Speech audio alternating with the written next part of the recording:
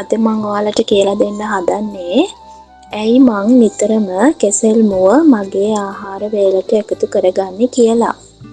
ඉතින් එහෙනම් එන්නකෝ මගේ වත්ත පැත්තට යන්න. මේ තියෙන්නේ අපේ ගෙදර හැදිලා තියෙන කෙසෙල්. ඉතින් මේ වගේ හැදෙන කෙසෙල් මුව කවදාවත් මං අහක දාන්නේ නැහැ. ඉතින් මං විතරක් නෙමෙයි මේකේ තියෙන ගුණේ ගැන දන්න ඕනම කෙනෙක් කවදාවත් කෙසෙල් මුව අහක දාන්නේ නැහැ. ගොඩක් අය මේ ආහාරය කන්න කැමති නැහැ. ඉතින් එහෙනම් අද වීඩියෝ එකෙන් මම ඔයාලට කියලා දෙන්නම් ඕනම කෙනෙක් කන්න කැමති වෙන විදිහට කෙසෙල් මුව මැල්ලුම හදන්නේ කොහොමද කියලා සහ කෙසෙල් මුව කෑමෙන් අපේ ශරීරයට ලැබෙන පුදුමාකාර වාසි මොනවද කියන එක ගැන.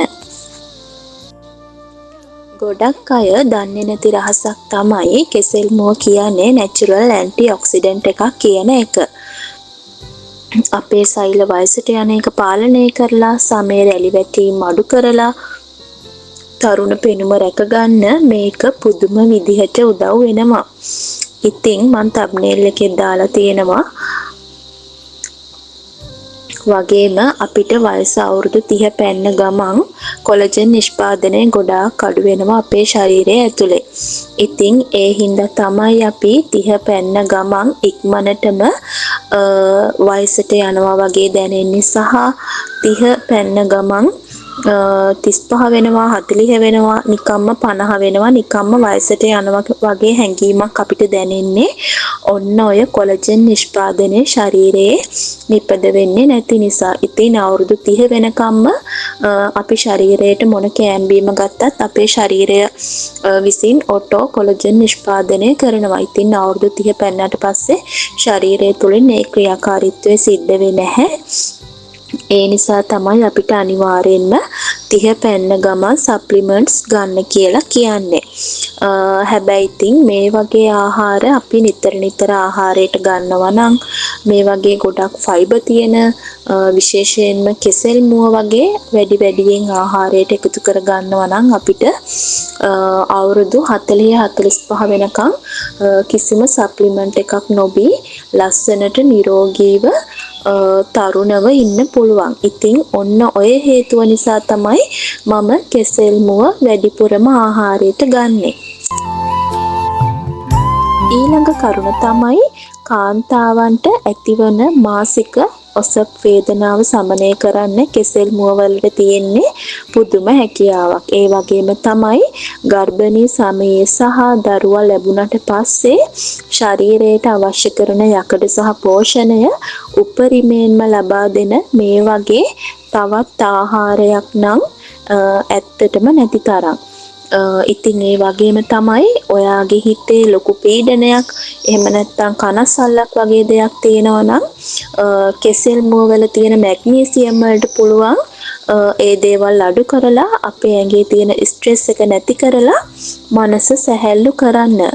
ඉතින් ඔයාට යම් මානසික පීඩනයක් තියෙනවා නම් ඔයාට කෙසෙල් මුව ආහාරයට ගන්න පුළුවන්. එතකොට ඒ වගේ තියෙන පෝෂණ කොටස් ශරීරයට උරා ගත්තට පස්සේ අපිට අපේ තියෙන මනසේ තියෙන අපහසුතාවයන් මග ඇරිලා යනවා.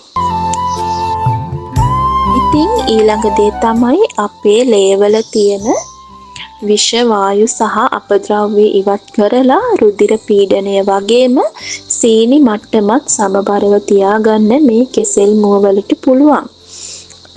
එහෙනම් ඉතින් මෙච්චර ගුණ තියෙන කෙසෙල් මුව කහට ගතිය නැති කරලා හරිම රසට උයන රහස් මම ඊළඟට ඔයාලට කියලා දෙනවා. මේකට ඕන වෙන්නේ කහ සහ ලුණු මිශ්‍ර වතුරේ දමාගත් සිහින්ව ලියූ කෙසෙල් මුව, ඊළඟට ගාගත්ත පොල්, ඊළඟට අමු මිරිස්, රතුරුණු සහ සුදු ලුණු, රම්පේ කරපිංචා, ඊළඟට තියෙනවා නම් උඹලකඩ මම නම් ගොඩාක් වෙලාවට හාල් මැස්ස තමයි ගන්නෙ. ඔයාට හාල් මැස්ස නැත්නම් උඹලකඩ ගන්න. ඊළඟට කහ කුඩු ලුණු සහ ගම්මිරිස්.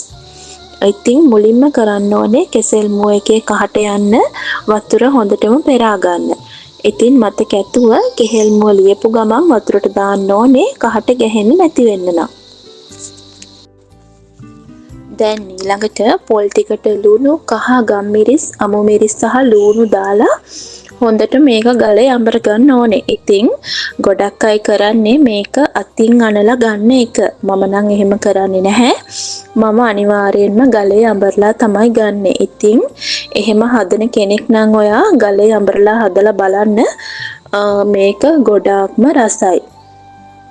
ඉතින් ඊළඟට මැටි වලඳක් ලිපේ තියලා ඒකට තෙල් ටිකක් දාලා තෙල් රත් වුනහම කරපිංචා රම්පේ දාලා හොඳට ටෙම්පරාදු වෙන්න හරින්න. ඊට පස්සේ අබ ටිකක් දාලා ඒකටම උම්බලකඩක් දාලා හොඳට බැද ගන්න. ඉතින් මම නම් මේ වෙලාවට උම්බලකඩ නෙමෙයි හාල් මැස්ස තමයි දාන්නේ. ඊට පස්සේ අඹරගත්ත පොල් දාලා ලූණු මැලවුනහම ලූණු මැලවෙනකම්ම හොඳට පොල් ටික මික්ස් කරන්න ඕනේ. ඉතින් ඊට පස්සේ තමයි මම කෙහෙල් මුව එකතු කරන්නේ. ඉතින් මේක මමම හදාගත්ත මගේ විදිහ. ගොඩාක් අය කරන්නේ කෙහෙල් මුව දාලා පස්සේ තමයි පොල් මිශ්‍රණය එකතු කරන්නේ. ඉතින් එහෙම කරනවට වඩා මෙහෙම හදලා බලන්න. මෙහෙම හදාගත්තාම අපිට මේක ඇති තරම් කන්න පුළුවන්. ඉතින් මේක හදපු දවසට මම නම් වෙන මොනවත් හදන්නේ නැහැ. මිරිස් කරලක් බදිනවා, එහෙම නැත්නම් පපඩමක් බදිනවා. ඒ වගේ දෙයක් බැදලා කැකුළු බත් එක්ක තමයි මම නම් මේක කන්නේ. මොකද මේ වගේ දෙයක් හදන දවසට වෑංජන 3-4ක් හැදුවාම ඇත්තටම මේ මැල්ලුම අපිට ගොඩාක්ම කැවෙන්නේ නැහැ. ඉතින් ඒ නිසා තමයි මම මේ වැඩේ කරන්නේ. මේක ගොඩක් කන්න ඕන නිසා මම වෙන මොනවත්ම හදාගන්නේ නැහැ. ඉතින් මේකත් එක්කම විතරයි මම එදාට කන්නේ. ඉතින් ඔයාලත් අනිවාර්යෙන්ම කෙසෙල් මුව ඔයාගේ කෑමට එකතු කර ගන්න. මොකද මම දන්නවා ගොඩාක් අයගේ ගෙවල් වල කෙසෙල් තියෙනවා, කෙසෙල් මුව හැදෙනවා. නමුත් ඒක එච්චර ගාණක් ගන්නෙ නැහැ. ඒක අර ලේසියෙන්ම තියෙනවා නම් කෙනෙක් ඒක කොහොමත් ගණන් ගන්නෙ නැහැ. හැබැයි මම නම් කොච්චර කෙසෙල් මුව හැදුනත් එක කෙසෙල් මුවෙක්වත් මම අහක දාන්නේ නැහැ. හැම එකම මම එක දිගට කන්න බෑ කියලා හිතුනොත් ෆ්‍රිජ් එකේ දාලා තියාගෙන හරි සවුත්තු වෙන්න නොදී මම අනිවාර්යෙන්ම කනවම තමයි.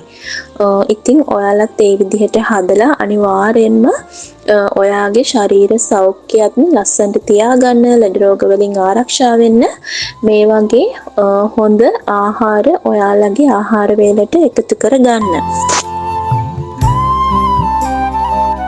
හරි, එහෙනම් අදට මගේ වීඩියෝ එක ඉවරයි. ඔයාලගේ අදහස පහලින් කමෙන්ට් එකක් දාන්න.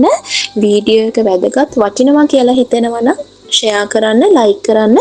ඉතින් මේ වගේම තවත් සෞඛ්‍ය සම්පන්න ජීවිතයට වටිනා රහසක් අරගෙන එනකම් සතුටින් පරිස්සමෙන් ඉන්න.